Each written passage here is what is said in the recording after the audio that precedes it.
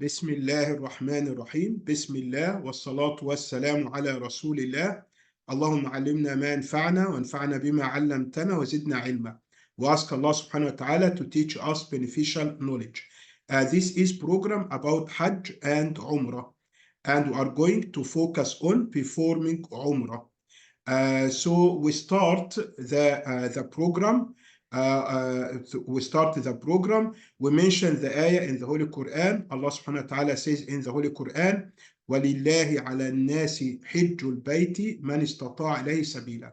That it is a due to Allah from the people that they perform Hajj to the house of Allah subhanahu wa ta'ala for whoever can afford it. For whoever can afford it. So we are going to speak about Hajj and Umrah, and we ask, is it obligatory? We say it's obligatory if the person can afford it physically, can afford it financially. So again, we are going to talk about Hajj and Umrah. We are going to talk about Hajj and Umrah. We say it's obligatory if the person can afford it financially and physically. But if the person cannot afford it physically or financially, it becomes non-obligatory. It becomes non-obligatory. So that's why Allah subhanahu wa ta'ala says in the Holy Quran that it is due on the people to perform Hajj to the house for whoever is able to do it, for whoever can afford it. So we start to ask a question. If you hear about Hajj and Umrah, where do you go? Where do you go and when do you go? So first, when we say Hajj and Umrah, we say that when you perform Hajj and Umrah, you go to the house of Allah subhanahu wa ta'ala. This is the house of Allah subhanahu wa ta'ala. Where is it? It's in Mecca. The house of Allah subhanahu wa ta'ala is in Mecca. Where is Mecca? Mecca, as you see, this is the map of the Arabian Peninsula. Here, as you see, Saudi Arabia, Kuwait, Emirat, Oman, Yemen, and here Saudi Arabia. So where is Mecca? If I ask you, where is Mecca? Mecca in the southwest of the Arabian Peninsula. The southwest of the Arabian Peninsula. Here is Mecca. Here is Mecca. So when we perform Hajj or Umrah, we go to Mecca. We go to Mecca. Wherever you are in the world, when you perform Hajj and Umrah, you go to Mecca. Now we come to the question, this about the place where we go. Now we come to the question, when we go. When we go to perform Hajj and Umrah. First, we start by saying that when we talk about Hajj or Umrah, or generally, I want you to understand the Islamic calendar, or as we say, the lunar calendar. The Islamic calendar depends on the movement of the moon around the earth. The movement of the moon around the earth. So this is called a lunar calendar or Islamic calendar. So here we have 12 months. We have 12 months. These months are the Islamic months: محرم, صفر, ربيع أول, ربيع ثاني, جماد أول, جماد ثاني, رجب, شعبان, رمضان, شوال, ذي القعدة, ذي الحجة.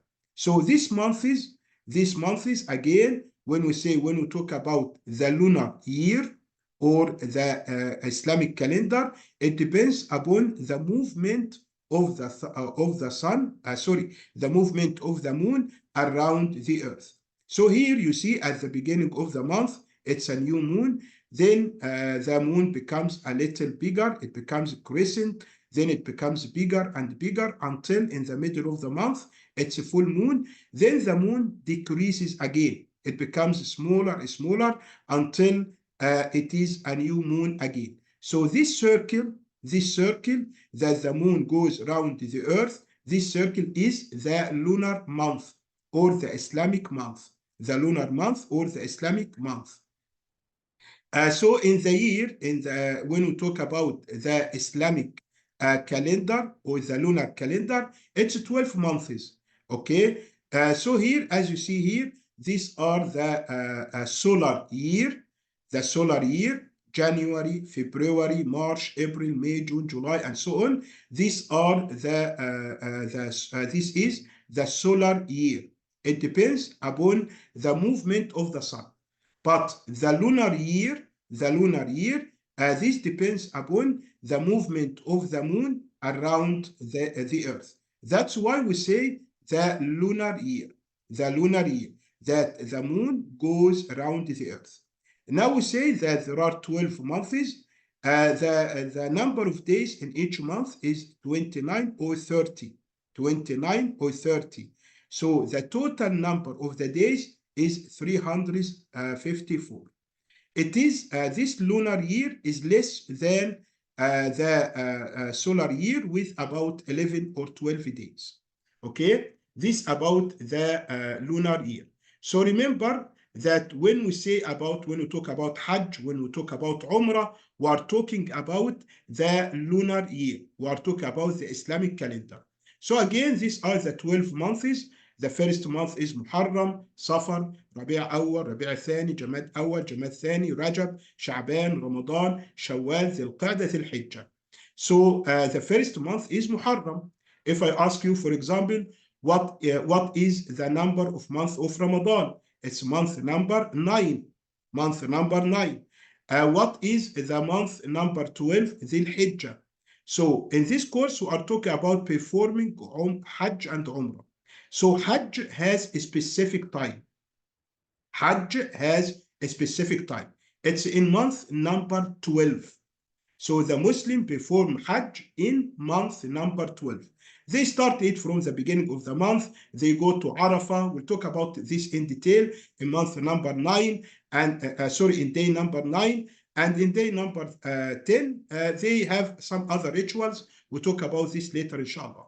But anyway, we say that month number 12 is the month of Hajj. The Muslim perform Hajj in month number 12. Now, let's talk about performing Umrah.